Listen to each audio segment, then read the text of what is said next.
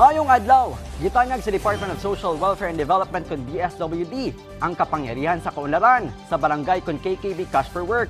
Pinaagi sa kapit bisig laban sa kahirapan comprehensive and integrated delivery of social services kun Kalahi Seeds.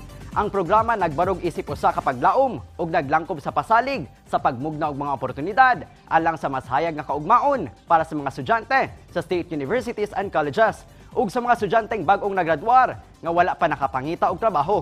Ang mga benepisyaryo magtrabaho sulod sa 90 ka mga adlaw aron mapadali ang ilang pagbalhin ngadto sa pagkatrabahante.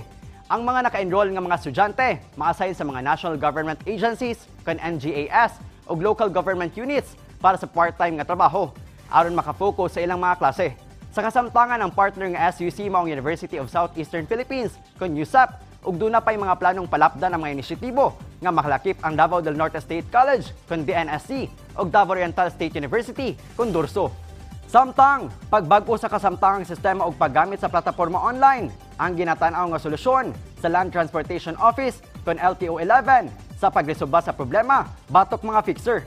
Sumala pa ni Attorney Vigor Mendoza II, kinsa Assistant Secretary sa buhatan, mugamit sila og biometrics ug facial recognition aron masigurang mga nag-exam online kay maong mismong aplikante.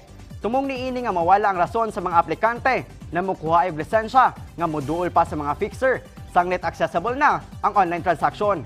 Lakip niini mas mapadali na ang paghatag sa mga plaka na dayong makuha paghuman sa 11 ka mga adlaw.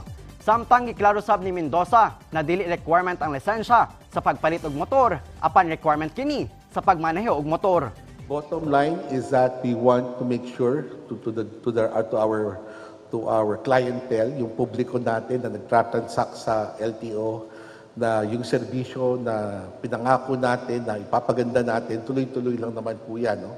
Ug mao kadto mga nagunang balita dinhi sa PTV Davao. Sa ngalan ni Julius Pacot, ako si Kurt Ocon para sa Pambansang TV sa Bagong Pilipinas.